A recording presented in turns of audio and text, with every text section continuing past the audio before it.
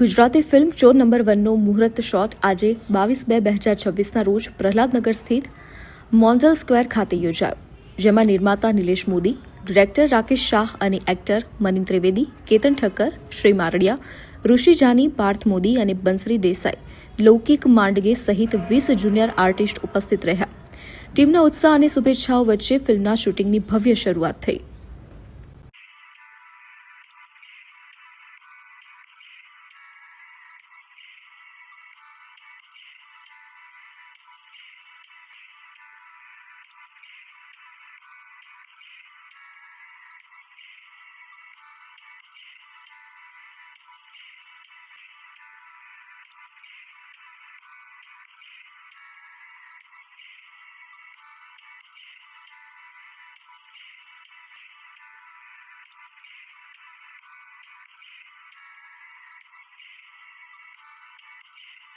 Hello guys, હું છું Rakesh Shah, film director. આજે અમારી ફિલ્મ ચોર નંબર 1 નું મુહૂર્ત થયું છે અને બહુ સારી રીતે મુહૂર્ત થયું છે. અમારા પ્રોડ્યુસર શ્રી નિલેશભાઈ મોદી અને બીજી બધી ટીમ પણ અહીંયા હાજર હતી અને મુહૂર્ત બહુ ધમાકાભેર થયું છે અને ફિલ્મનું શૂટિંગ આજથી શરૂ થાય છે. મુહૂર્ત સાથે સાથે પણ શૂટ છે, એટલે થેન્ક યુ વેરી મચ બધાના સપોર્ટ માટે. આખી ટીમને થેન્ક યુ, અમારા આર્ટિસ્ટ, પ્રોડ્યુસર્સ બધાને થેન્ક યુ કે આવી સારી ઓપોર્ચ્યુનિટી અમને આપી. પ્રોડ્યુસર નિલેશભાઈ અને અમિતભાઈ વેડાવાલાને થેન્ક યુ વેરી મચ. હું Nilesh Modi, E4U entertainment limited તરફથી પ્રોડ્યુસ કરીએ છીએ અમે મૂવી ચોર નંબર 1.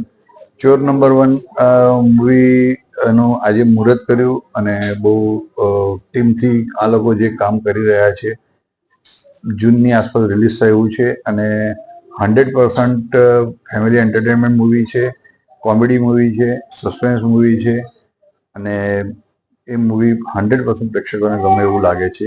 એટલે અમારી જે રીતે ટીમ વર્કથી કામ થઈ રહ્યું છે એ બધાને શુભેચ્છાઓ.